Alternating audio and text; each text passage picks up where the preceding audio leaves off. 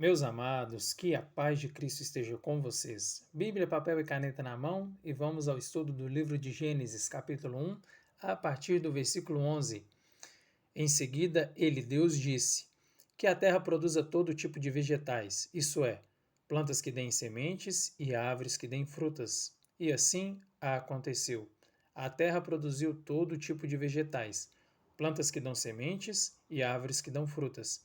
E Deus viu que o que havia feito era bom. A partir do versículo 20. Depois Deus disse que as águas fiquem cheias de todo tipo de seres vivos e que na terra haja aves que voem no ar. Assim Deus criou os grandes monstros do mar e todas as espécies de seres vivos que em grande quantidade se movem na água. E criou também todas as espécies de aves. E Deus viu que o que havia feito era bom. Ele abençoou os seres vivos do mar e disse: aumentem muito em número e encham as águas dos mares, e que as aves se multipliquem na terra.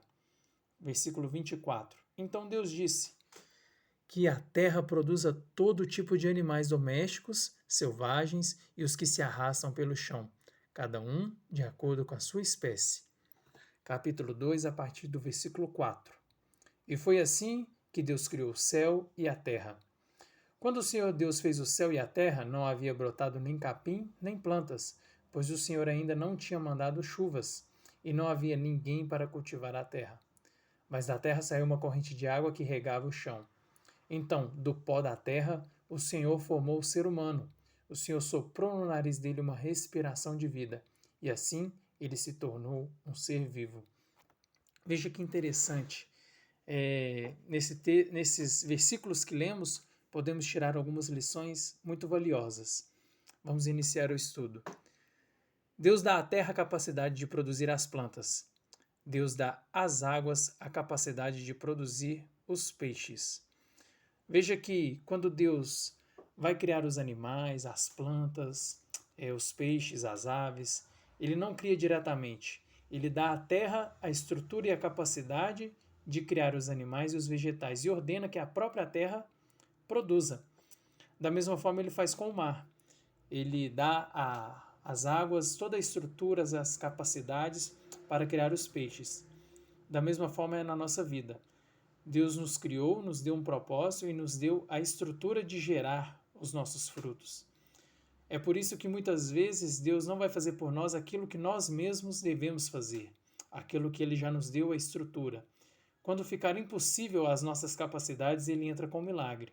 Mas aquilo que é possível a nós, que é o nosso dever, nós devemos fazer, nós devemos entrar em ação. A segunda lição está na origem. Olha isso aqui que interessante. A origem das plantas é a terra. Por isso, se a planta fora da terra, morre.